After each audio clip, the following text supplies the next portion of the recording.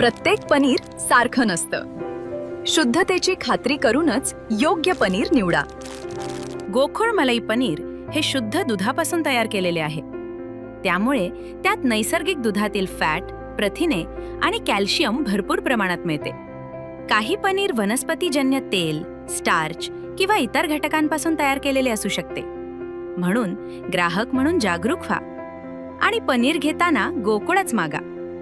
शुद्धतेचा विश्वास, चवीचा आनंद। आजच घरी आणा गोखोड मलाई पनीर। महाराष्ट्र शासनाच्या साहित्य संस्कृती मंडळाच्या निधीतून आणि बॅरिस्टर नाथ पै सेवांगण मालवण यांच्या वतीनं 28 आणि 29 नोव्हेंबर रोजी मालवण येथे सिंधुदुर्ग जिल्हा साहित्य संमेलन आयोजित करण्यात आले। यावर्षी या संमेलनाची संकल्पना युवा संमेलन माझा काळ माझी भूमिका अशी असणार आहे, अशी माहिती साहित्यिक प्रवीण बांदेकर आणि ॲडव्होकेट देवदत्त परुळेकर यांनी दिली। सावंतवाडीमध्ये पहिलं सिंधुदुर्ग जिल्हा साहित्य संमेलन झालेलं होतं। गेल्या वर्षापासून महाराष्ट्र शासनाने प्रत्येक जिल्ह्यासाठी साहित्य संमेलन भरवण्यासाठी निधी उपलब्ध करून दिलेला आहे आणि त्यानुसार यावर्षीसुद्धा आपल्या जिल्ह्यामधून 5 प्रस्ताव केलेले होते आणि त्या प्रस्तावावर छाननी झाल्यानंतर साहित्य संस्कृती मंडळाच्या मीटिंगमध्ये आमच्या या संस्थेसाठी म्हणजे बॅरिस्टर नाथ पै सेवांगणसाठी हे संमेलन मंजूर झालेलं आहे। त्यानुसार त्यांना पहिला एक आराखडा पाठवावा लागतो, तो आराखडा आम्ही पाठवलेला आहे आणि आता तारीख निश्चित करून त्यांना कळवावी लागते। त्याप्रमाणे आम्ही 28 आणि 29 नोव्हेंबर शनिवार आणि रविवार आहे त्या दिवशी हे 2 दिवस संमेलनासाठी जाहीर केलेले आहेत। त्याच्यामध्ये मुख्य जो कार्यक्रम असेल म्हणजे प्रामुख्याने त्याच्यामध्ये उद्घाटन सत्र असेल, त्याच्यानंतर एक परिसंवाद, एक मुलाखत आणि कवी संमेलन हे दुसऱ्या दिवशी म्हणजे 29 तारीखला आणि आदल्या दिवशी 28 तारीखला ग्रंथदिंडी, त्याच्यानंतर काही सांस्कृतिक कार्यक्रम आणि मालवणमधल्या स्थानिक कवींचं कवी संमेलन हे आदल्या दिवशी म्हणजे शनिवारी संध्याकाळी असं आम्ही निश्चित केलेलं आहे। याच्यामध्ये शासनाला आपल्याला एक थीम कळवावी लागते, म्हणजे संमेलन तुम्ही कोणत्या विषयावर घेणार आहात किंवा काय असं, तर त्याप्रमाणे आम्ही हे युवा संमेलन असं निश्चित केलं होतं, तसं त्यांना कळवलं होतं आणि या युवा संमेलनामध्ये साधारणपणे 40-45 पर्यंत सगळे तरुण आपल्या जिल्ह्यातले आणि जिल्ह्याबाहेरचे सुद्धा त्यांना आम्ही सामावून घेतलेलं आहे आणि त्याच्यामध्ये अशी कल्पना आहे की त्यांनी ते ज्या काळामध्ये जगत आहेत त्या काळाची कुठची आव्हानं आहेत, कोणते प्रश्न आहेत, आपल्या साहित्यामधून किंवा आपल्या कलेमधून ही मंडळी कशी त्याला सामोरं जात आहे, हे सगळे जे काही वेगवेगळ्या प्रकारचे स्थानिक पातळीवरचे, राज्य पातळीवरचे किंवा देश पातळीवरचे जे काही प्रश्न असतील आणि प्रामुख्याने या सगळ्या काळामुळे ज्या काही सगळ्या घडामोडी घडलेल्या आहेत सामाजिक राजकीय क्षेत्रामध्ये प्रामुख्याने, तर त्याचं प्रतिबिंब साहित्यामध्ये कसं पडतं आहे किंवा तो जे काही कला सादर करत असेल त्याच्यामध्ये ते कसं पडतं आहे याच्याविषयी त्यांनी बोलावं अशी एक अपेक्षा आहे आणि त्यानुसार आम्ही हे सगळे निश्चित केलेलं आहे। तर त्या संमेलनासाठी संमेलनाध्यक्ष म्हणून श्रीरंजन आवटे पुण्यामधले हा तरुण आहे, कादंबरी प्रसिद्ध आहे, वैचारिक लेखनही प्रसिद्ध आहे, विशेषतः त्यांनी एक संविधानावर पुस्तक लिहिलं होतं ते बऱ्यापैकी गाजलेलं आहे आणि एक चांगला व्याख्याता वक्ता म्हणून सुद्धा प्रसिद्ध आहे। तर त्याला अध्यक्ष म्हणून आम्ही विचारणा केली आणि त्यांनी आमचं निमंत्रण स्वीकारलेलं आहे। त्याच्यामुळे या संमेलनाचे अध्यक्ष श्रीरंजन आवटे पुणे, त्याचे भाऊ, त्याचे काका वगैरे पत्रकार आहेत, तुम्हाला माहिती असेल कधी संजय आवटे वगैरे त्यांना पत्र आहे। त्याच्यानंतर उद्घाटक म्हणून सुद्धा आम्ही अशाच प्रकारे तरुण मंडळींना स्वाव द्यायचा असल्यामुळे रुचिका खोत की ज्यांची कीर्तावणी आणि इतर संतांच्या संदर्भातले कार्यक्रम सध्या महाराष्ट्रावर खूप जास्त आहेत, तर तिला आम्ही निमंत्रित केलेलं आहे उद्घाटक म्हणून आणि आदल्या दिवशी रात्री त्यांचाच एक कार्यक्रमसुद्धा इथे आयोजित केलेला आहे, म्हणजे त्यानिमित्ताने येतात तर त्यांचा एक कार्यक्रमाचा फायदा आपल्या सगळ्या जिल्ह्यातल्या लोकांना व्हावा हा त्याच्या पाठीमागे एक उद्देश आहे आमचा। स्वागताध्यक्ष अर्थातच या संस्थेचे अध्यक्ष देवदत्त परुळेकर असतील। प्रमुख उपस्थितीमध्ये साहित्य संस्कृती मंडळावर जे शासनाने नियुक्त केलेली माणसं आहेत यांना आम्ही निमंत्रित करू आणि त्याच्याशिवाय मग गरज वाटली तर मग अन्य जे काही इथले स्थानिक महत्त्वाचे व्यक्ती असतील तर त्यांना आपण त्याप्रमाणे सामावून घेऊ। त्याच्यामध्ये काही नावं आता लगेच निश्चित केलेली नाही आहेत, परिस्थितीनुसार मग पुढच्या 2 महिन्यामध्ये ते निश्चित होतील। याच्यामध्ये आता पहिलं सत्र हे उद्घाटनाचं सत्र आहे. त्याच्यानंतर या उद्घाटनाच्या सत्रामध्येच आमची जी प्राथमिक बैठक झाली होती त्याच्यामध्ये असं ठरलं आहे की मालवण आणि या परिसरामध्ये साहित्यविषयक काम करणाऱ्या ज्या संस्था आहेत तर त्याच्यामध्ये ग्रंथालय असतील, साहित्य संस्था असतील किंवा अन्य काही अशा संस्था असतील, तर संस्थात्मक पातळीवर साहित्याच्या संदर्भात किंवा वाचन संस्कृतीच्या संदर्भामध्ये ज्या संस्था काम करत आहेत त्याच्याशी संबंधित असलेल्या जी महत्त्वाच्या व्यक्ती असतील तर त्यांचा एक प्रतिकात्मक सत्कार या संमेलनाच्या निमित्ताने आम्ही आयोजित केलेले आहे. प्रत्येक तालुक्यातले साधारणपणे कवी सामावून घेण्याचा प्रयत्न राहील. फक्त मालवणमधलेच नसतील, मालवणमध्येही असतील, पण त्याच्याबरोबर बाकी सिंधुदुर्ग जिल्ह्यातल्या सगळ्या ठिकाणचे ते कवी असतील. एक 20 ते 25पर्यंत ही संख्या असेल असा एक अंदाज आहे. अशा पद्धतीने हे संमेलन 3 सत्रामध्ये होईल. शेवटी अर्थात समारोपाचं सत्र असेल. समारोपाच्या सत्राला सुद्धा एखादा महत्त्वाचा पाहुणा मिळवण्याचा आमचा प्रयत्न आहे आणि एक अर्ध्या तासामध्ये समारोप होईल. अशा पद्धतीने एक मुख्य दिवस आणि अंत्य दिवस, एक 1.5 दिवसाचं हे संमेलन आहे. आणि या संमेलनामधून एकूणच साहित्य संस्कृती याच्याबरोबर आपलं जे काही वर्तमान आहे, विशेषतः राजकारण, समाजकारण, अर्थकारण याच्याविषयीच्या प्रश्नांना सुद्धा थोडीशी चालना मिळावी किंवा त्याच्याविषयी युवा मानस काय आहे नेमकेपणाने, त्यांना काय वाटते या सगळ्याविषयी. कारण आपण आज बघतोय की झेन झी वगैरे ही सगळी पिढी चर्चेमध्ये आहे आणि मोठ्या प्रमाणामध्ये त्यांनी कशा प्रकारे सगळ्या उलथापालथी घडवलेल्या आहे तेही आपण बघतोय. ही सगळी पिढी काही झेन झीची जरी नसली तरी साधारणपणे त्याचाही समावेश त्याच्यामध्ये आहेच. आणि त्याच्यामुळे एकूणच या युवकांच्याच हातामध्ये सगळं देशाचं भविष्य असल्यामुळे त्यांचं एकूण कल काय आहे किंवा एकूण त्यांचे विचार करण्याची प्रक्रिया काय आहे आणि एकूणच आपल्या जिल्ह्यातले युवक, कारण आपल्याला आता बाहेरच्या युवकांचं कळतंय पण आपल्या जिल्ह्यातले युवक सुद्धा कसा विचार करतायत ते सुद्धा या निमित्ताने समजून यावं आणि आपल्या लोकांना सुद्धा या सगळ्याविषयी तरुण मंडळी एकूणच महाराष्ट्रातले कसा विचार करतायत या निमंत्रित पाहुण्यांच्या अनुषंगाने कळावं यासाठी आम्ही या संमेलनाचा प्रामुख्याने घाट घेतलेला आहे. आता आपल्याला माहिती असेल की शासन संमेलनासाठी 5 लाख रुपयाचा निधी प्रत्येक जिल्ह्यासाठी देतोय. मला वाटतं की रक्कम आली की सगळी नसेल पण काही ठराविक रक्कम आधी पाठवलं जाते आणि संमेलन झाल्यानंतर सगळे आणि संमेलन झाल्यानंतर 1 महिन्याच्या आत त्यांना सगळं ऑडिट करून वगैरे द्यावं लागतं त्याचा रिपोर्ट वगैरे. तर त्या अनुषंगाने आहे संमेलनासाठी ज्या महत्त्वाच्या कमिट्या वगैरे असतील तर त्या लवकरच मीटिंग घेऊन आपण स्थापन करणार आहोत आणि त्या कमिट्यांमध्ये अर्थातच स्थानिक आणि जिल्ह्यातले काही महत्त्वाचे अशा व्यक्तींचा समावेश राहील.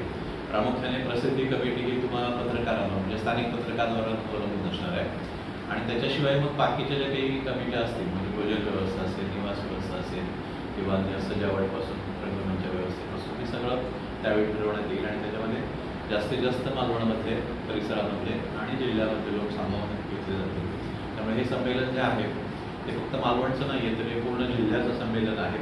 आपण फक्त इथले आयोजक आहोत त्याच्यामुळे आयोजक या नात्याने सुद्धा हे संमेलन यशस्वी करण्याची जबाबदारी अर्थातच आपली आहेच. पण त्याचबरोबर गेल्या वर्षी जी सगळी संमेलनं झाली होती 36 जिल्ह्यांमध्ये तर त्याच्यामध्ये सर्वोत्कृष्ट म्हणजे आमच्याकडे आता असा एक प्रथा की शासनाचे प्रतिनिधी साहित्य संस्कृती मंडळाचे निरीक्षक म्हणून ते पाठवतात. असे 3 निरीक्षक आपल्याकडे आलेले असतील तर ते निरीक्षक संपूर्णपणे 2 दिवसाचे कार्यक्रम अटेंड करतात आणि त्याचे फोटोग्राफ असेल, त्याचं व्हिडिओ शूटिंग असेल आणि त्याच्यानंतर त्याचं लेखी रिपोर्ट हे सगळं शासनाला देत असतात आणि त्याच्याप्रमाणे हे आलेले सगळे जे रिपोर्ट असतात त्यानुसार मग शासन शेवटच्या ह्याच्यामध्ये जाहीर केल्यानंतर की या सगळ्यामध्ये कोणाची संमेलनं अतिशय लक्षवेधी होती ते जाहीर करतात. तर त्याच्यामध्ये गेल्या वर्षी जी 10 संमेलनं जाहीर झाली होती लक्षवेधी संमेलनं म्हणून त्याच्यामध्ये सावंतवाडीचं नाव होतं. म्हणजे आम्ही जे संमेलन घेतलं होतं श्रीरामाच्या मंदिरच्या वतीने ते संमेलन लक्षवेधी संमेलन ठरलेलं होतं. त्यामुळे यावर्षीसुद्धा अशाच पद्धतीने म्हणजे त्याला आपल्याला नंतर विशेष काही कार्यक्रम पुढे आयोजित करायचे असेल तर शासन वेगळं अनुदान वगैरे देतं आणि त्याच्यामुळे आपली ही जबाबदारी आहे की आपण हे जास्तीत जास्त चांगलं करावं. म्हणजे काही ठिकाणी तर नुसतं अनुदान घेतात आणि कसं तरी करणारे पण लोक आहेत संस्था, तसं काही आपल्याकडे होणार नाही. लोकांचाही सहभाग राहील. गेल्या वर्षीच्या संमेलनामध्ये जवळपास 1000च्या आसपास लोकांनी 2 दिवसामध्ये सहभाग घेतला होता. परिसरातल्या सगळ्या शाळा ग्रंथदिंडीमध्ये सहभागी झाल्या होत्या. शोभायात्रा काढली होती त्याच्यामध्ये मुलं सहभागी झाली होती. त्याच्यानंतर आम्ही लोककला आविष्कार केले होते त्याच्यामध्ये प्रसूती बावले असतील किंवा अन्य प्रकारचे सगळे जिल्ह्यातले जे प्रमुख हे आहेत एक दशावतार सोडून कारण ते शक्य नव्हते आणि बाकी सगळ्या कला सादर करण्याचा प्रयत्न केला होता. तर तसं यावर्षीसुद्धा शोभायात्रेमध्ये आणि लोककलांचा जो आविष्कार वगैरे असेल त्याच्यामध्ये जास्तीत जास्त सहभाग कसा राहील या अर्थातच आम्ही बघणार आहोत. तर या अनुषंगाने संमेलन आपलं सगळ्यांचं आहे, पण सर्वांनी त्याच्यामध्ये सहभागी व्हावं आणि अर्थातच ते यशस्वी करण्यासाठी प्रत्येकाने प्रयत्न करावा असं मी तुम्हाला या निमित्ताने सेवांगणच्या वतीने आवाहन करतो. मी अशाच प्रकारे सावंतवाडीच्या संमेलनामध्ये जिल्ह्यात वेगवेगळ्या क्षेत्रामध्ये योगदान देणारे म्हणजे पत्रकार असतील, साहित्यिक असतील, शिक्षक असतील, वकील असतील, पर्यावरण क्षेत्रात काम करणारी माणसं असतील, अशा एक निवडक ज्येष्ठ मंडळींचा सत्कार केला होता आणि युवा मंडळींचा केला होता. एक दहा अशा प्रकारचे ते होते. तर तशा प्रकारे यावर्षी सत्कार करायचा आहे, पण साधारणपणे तो वाचन संस्कृती आणि ग्रंथालय किंवा एकूण हे सगळा साहित्यिक विषय उपक्रम राबवणाऱ्या ज्या संस्था आहेत त्या निवडक संस्थांचे सत्कार केले जातील. त्याच्यानंतर पहिल्या सत्रामध्ये मुलाखत होईल जेवणाच्या आधी आणि त्या मुलाखतीसाठी आम्ही आपल्या जिल्ह्यातलेच प्रसिद्ध मानसोपचार तज्ज्ञ आणि सामाजिक कार्यकर्ते डॉक्टर रुपेश पाटकर तर त्यांची मुलाखत आयोजित केलेली आहे. डॉक्टर पाटकरांचं नाव आपल्या सर्वांना परिचित आहे, ज्यांनी आपल्या जिल्ह्याचं नाव महाराष्ट्रभर वेगवेगळ्या माध्यमातून पोहोचवलेलं आहे. म्हणजे त्यांचं सामाजिक कार्य विशेषतः गोव्यामध्ये जाऊन त्यांनी अर्जच्या माध्यमातून वेश्यांच्या पुनर्वसनासाठी केलेलं काम असेल किंवा अन्य प्रकारची त्यांनी लढवलेली आंदोलनं असतील आणि मानसोपचार तज्ज्ञ म्हणून तर ते प्रसिद्ध आहेतच. तर अनेक पैलू असलेला असा हा बहुआयामी अशा प्रकारची ही एक व्यक्ती आहे. शिक्षण क्षेत्रामध्ये सुद्धा आणि ते मुलांचे संवाद साधून वेगवेगळ्या प्रकारच्या त्यांच्या ज्या समस्या असतात अलीकडच्या काळातल्या तर त्याविषयी त्यांना मार्गदर्शन वगैरे करत असतात. तर असं त्यांच्या व्यक्तिमत्वाचे आणि त्यांच्या कामाचे पैलू उलगडवण्यासाठी त्यांना बोलतं करणार आहेत आपल्या डॉक्टर ज्योती तोरसकर आणि पराग गावकर हे तिथले कळण्याचे सरपंच आहेत, पण तेही त्यांच्यासोबत बऱ्याच वेळा सुरुवातीपासून सगळ्या आंदोलनांमध्ये वगैरे असतात. त्यामुळे पराग गावकर त्यांना बऱ्यापैकी त्यांची माहिती असल्यामुळे त्यांना घेतलेलं आहे आणि तरुण आहे ती अर्थात हे दोन्ही नावं आणि ज्योती तोरसकर पाण्याविषयी तुम्हाला माहितीच आहे. त्यामुळे ही दोघं डॉक्टर पाटकरांची मुलाखत एक साधारणपणे 1.5 तास ही मुलाखत चालेल. तर या संमेलनाचा एक महत्त्वाचा असा भाग म्हणजे ही मुलाखत असेल असं मला वाटतं. त्याच्यानंतर मग भोजनासाठी 1 तासभर वेळ असेल आणि नंतर एक महत्त्वाचं परिसंवाद म्हणजे जी थीम आहे आमची त्या थीमलाच जोडून अशा प्रकारचा परिसंवाद आहे की माझं लेखन आणि माझं वर्तमान म्हणजे ज्या वर्तमान काळामध्ये ज्या काळामध्ये आपण जगतोय त्या काळामध्ये मी लेखनामधून कशा प्रकारे प्रतिक्रिया देतोय, कशा पद्धतीने या सगळ्या आव्हानांना सामोरं जातं आहे, कशा प्रकारे वेगवेगळ्या प्रकारचे जे काही प्रश्न आहेत तर त्यांची उकल माझ्या लेखनविषयक चिंतनातून कशी करण्याचा प्रयत्न करतो आहे. ह्या अर्थाने हे अपेक्षित आहे आणि त्याच्याकरता जी नावं आम्ही काढली आहेत त्याच्यामध्ये ज्ञानेश्वर बंडगर सध्याच्या काळामध्ये एक तरुण कीर्तनकार आणि अतिशय पुरोगामी विचारांचा एक तरुण म्हणून त्याची ख्याती आहे. त्यांची 2 पुस्तकंही प्रकाशित झालेली आहेत. त्यांना राज्य पुरस्कारासहित महत्त्वाचे पुरस्कार मिळालेले आहेत. तर त्यांना आम्ही या परिसंवादाचा अध्यक्ष केलेला आहे आणि त्यांच्यासोबत प्रदीप कोकरे ज्याला युवा साहित्य अकादमी गेल्या वर्षी मिळालेला होता त्याच्या कादंबरीसाठी. ते प्रदीप कोकरे खोल खोल दुष्काळ डोळे नावाची त्याची एक कादंबरी खूप प्रसिद्ध आहे, गाजलेली आहे आणि त्या कादंबरीसाठी सर तो पुरस्कार मिळालेला होता. आणि विनायक घोगाडे की जो BBC मराठीसाठी दिल्लीमध्ये काम करत असतो, मराठीतला कादंबरीकार आहे, युवा कादंबरीकार. त्याची सुद्धा विठोबा मिसिंग इन पंढरपूर म्हणून एक खूप गाजलेली गाजते ती कादंबरी ती आहे. आणि तिसरं नाव अजून तसं निश्चित झालेलं नाही, पण एक स्त्री असेल, पण आम्ही सध्या स्थानिक म्हणून सरिता पवारांचं नाव घेतलेलं आहे. तर अशा प्रकारे याच्यामध्ये ही सगळी तरुण मंडळी आहेत ती आपल्या काळाविषयी, आपल्या लेखनाविषयी आणि एकूणच आजच्या सगळ्या या व्यवस्थांविषयी भाष्य करतील अशी अपेक्षा आहे. आणि साधारणपणे चहाचा ब्रेक झाल्यानंतर 1 तास 1.5 तास कवी संमेलन चालेल. कुठच्याही संमेलनाचा आणखी एक महत्त्वाचा भाग म्हणजे अर्थातच कवी संमेलन असतो. आता 2 कवी संमेलनं कधीतरी होत आहेत. आजच्या दिवशी जे कवी संमेलन होणार आहे ते मालवणातले स्थानिक जुने नवीन त्यांच्या सगळ्यांना आम्ही सामावून घेतले आणि दुसऱ्या दिवशी असं ते फक्त युवांचं असेल आणि त्यासाठी जिल्ह्याभरातले आपले सगळे युवा कवी असतील 40च्या आतले. सातत्याने आपण बघतो कणकवली आणि सावंतवाडी या 2 ठिकाणी बरेचसे कार्यक्रम होतात, साहित्यविषयी काही कार्यक्रम होतात आणि संमेलनं वगैरे होत असतात. पण मालवणमध्ये म्हणजे अखिल भारतीय संमेलन 1953 की 57 झालं होतं. त्याच्यानंतर मला वाटतं की जिल्हा म्हणजे राज्य पातळीवरचं सोडा पण जिल्हास्तरीय सुद्धा असं मोठं संमेलन झालेलं नाही आहे. त्या दृष्टीने हे संमेलन एक ऐतिहासिक संमेलन कसं ठरेल हे सुद्धा आपण सगळ्यांनी बघायला पाहिजे असं मला वाटतं. आणि त्याच्यामुळे जास्तीत जास्त सगळ्या लोकांना सामावून घेण्याचा आमचा प्रयत्न आहे. म्हणजे जे आदल्या दिवशी सुद्धा कवी संमेलन मुद्दाम ठेवलं आहे ते कारण मालवणमधल्या लोकांना त्यांनाही सामावून घेते. आणि काय होतं की दुसऱ्या मुख्य याच्यामध्ये जर फक्त युवक असतील तर आपल्याकडे काही सगळे तेवढे सापडत नाही ना कवी. तर त्यांना पण आपल्याला कुठेतरी सामावून घेता यायला पाहिजे. या उद्देशाने मुद्दाम फक्त मालवणमधल्या कवींचं संमेलन असं आदल्या दिवशी कवी संमेलनामुळे. पण याच्यामधून कसं की सगळ्या प्रकारचे लोक म्हणजे फक्त साहित्यिकच नव्हेत किंवा फक्त कवी लोकच नव्हेत तर सगळ्या प्रकारच्या संस्था सगळ्या प्रकारच्या वेगवेगळ्या प्रकारचे जे काही काम करत आहेत सामाजिक त्या सगळ्यांना एक सामावून कसं घेता येईल याचा एक विचार त्याच्या पाठीमागे राहील. आणि शेवटी प्रत्येकाचं योगदान त्याच्यासाठी महत्त्वाचं आहे. तर त्या दृष्टीने आम्ही याची आखणी केलेली आहे किंवा करतो आहोत. सुरुवातीलाच का घेतली प्रेस कारण हे तरी तारीख डिक्लेअर केली पाहिजे. नोव्हेंबर जरी मध्ये होणार असलं तरी आपल्याला एक वातावरण तयार करावं लागेल. म्हणून आतापासूनच आपण काही ना काहीतरी उपक्रम करत आहोत साहित्यविषयक उपक्रम सातत्याने होत राहतील सेवांकडे.